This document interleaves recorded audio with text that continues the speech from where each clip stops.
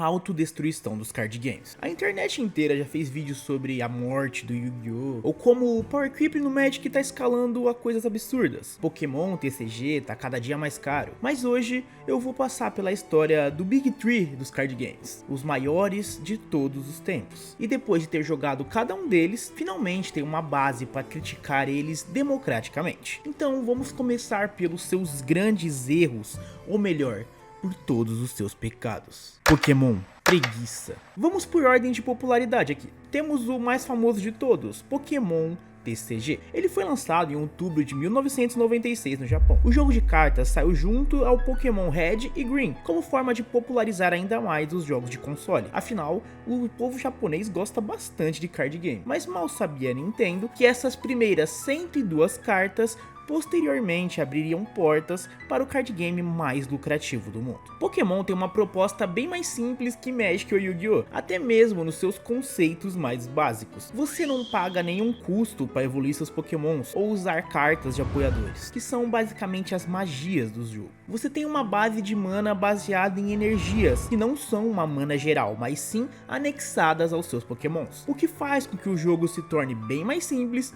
e fácil de aprender, o que é ótimo em certa parte para o público infantil. Porém, Pokémon tem um problema que talvez poderia ser a solução para outros TCG. Ele basicamente não evoluiu absurdamente com o tempo. Na verdade, ele mal evoluiu. Por não ter base de mana fixa, o jogo se prende muito a fazer buscas no seu deck. Essa foi a forma de evoluir dele, agilizar a forma com que você obtém energia. O jogo se tornou dependente de um search infinito e quase nenhum deck traz reais inovações para gameplay. Sempre a melhor mecânica é o deck conseguir buscar mais e bater com menos energia, ou uma variação disso. Acho que um dos decks mais fortes e utilizados no momento é o deck de Dragapult, onde o bicho por si só não é nada absurdo, mas o seu grande trunfo é quantas energias ele gasta para fazer o que ele faz. E tudo em volta do Pokémon TCG se tornou isso, um meta que tem as mesmas mecânicas há anos, porém os Pokémons estão cada vez batendo mais com cada vez menos energias. Vide os Megas que agora saíram, que tem, bom,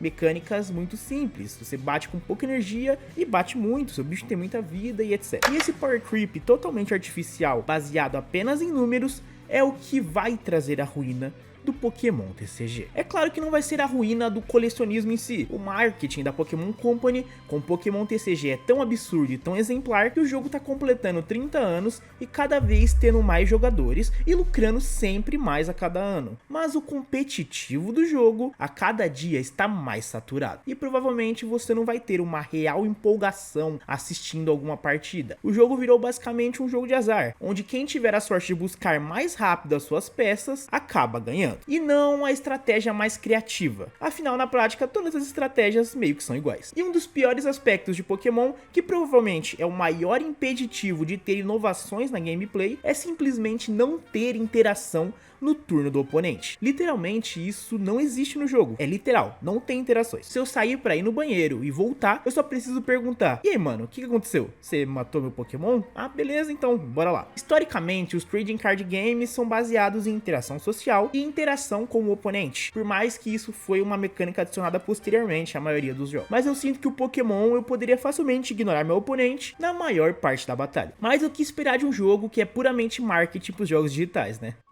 Yu-Gi-Oh! Ganância. Ainda por ordem de popularidade, temos o queridinho dos nossos jovens adultos, Yu-Gi-Oh! Ele tem o problema contrário de Pokémon, que manteve sua popularidade com anime, jogos de videogame e com um marketing agressivo e constante. Yu-Gi-Oh! Abandonou o seu principal ponto de marketing, o seu protagonista, e é claro também abandonou seus jogadores e sua base antiga. Ele viu a decadência do seu card game em função das inovações gananciosas, sempre buscando deixar mecânicas antigas obsoletas e as novas sempre superiores em algum aspecto. E isso é o pior erro de um card game, que não é baseado em rotações, é claro. Se você criar uma mecânica absurda e ficar totalmente desbalanceada, você precisa conviver com ela até o fim da vida útil do seu jogo. Diferente de alguma mecânica problemática, por exemplo, lançada no Magic, que vai ser abandonada naquela coleção e tá tudo bem, ou no Pokémon, a mesma coisa. Yu-Gi-Oh! Me manteve nele durante anos, e nesses anos, o produto mais famoso deles foi um jogo mundialmente conhecido como porta de entrada para muitos dos card games.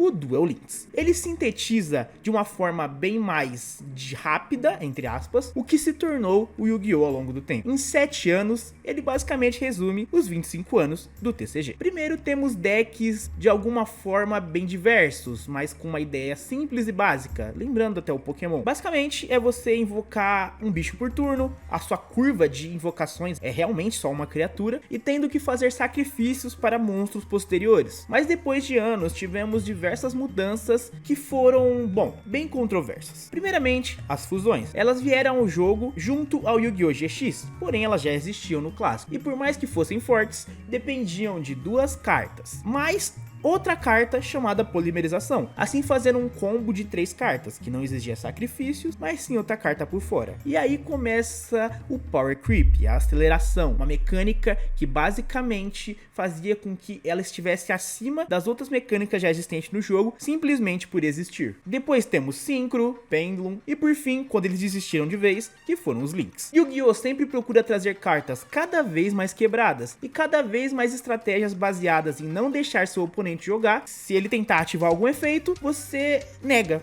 Pronto, acaba com o problema. Eles criaram hand traps, mecânicas que fogem às regras e decks cada vez mais distantes das mecânicas básicas que eles inventaram. Afinal, em Yu-Gi-Oh! Fugir da regra não é exceção, é a própria regra. Em vários jogos, quando acaba acontecendo de uma mecânica se tornar problemática, ela é esquecida, mas Yu-Gi-Oh! Precisa ter todas ao mesmo tempo. Afinal, o que importa é agradar a todos e conseguir o dinheiro de todas as gerações que assistiram o anime possível. E é claro que esse jogo apenas se afunda cada vez e cada vez mais. E só vive ainda hoje sendo um dos grandes pelo mísero fato de ter sido um dos primeiros. Magic. Soberba. Magic desde sempre valoriza a criatividade do jogador em construir uma estratégia própria, e ele se destaca pela variedade de possibilidades. Mas para o formato padrão, o famoso Standard, é onde está concentrada a maior quantidade de players e premiações. Isso é tão verdade quanto o jogo ainda ser divertido. Magic é um jogo elitista, onde apenas uma casta de pessoas de classe média alta podem jogar atualmente. E por que eu digo isso? Isso vem tanto por seus preços astronômicos, que até então para os outros jogos não foi uma questão, afinal card game é um nicho de luxo, né? Porém, a decisão da Wizards em não distribuir mais o jogo para diversos idiomas, incluindo o português, faz do jogo automaticamente um nicho para mais de 70% dos brasileiros. Boa parte da população não tem condição de falar inglês, muito menos de jogar card game. Imagina combar esses dois. Mesmo que claramente essa decisão afete o público brasileiro em geral, o Magic se fechou muito em fazer collabs e lançar coleções cada vez mais preguiçosas, sem se importar com quanto isso afeta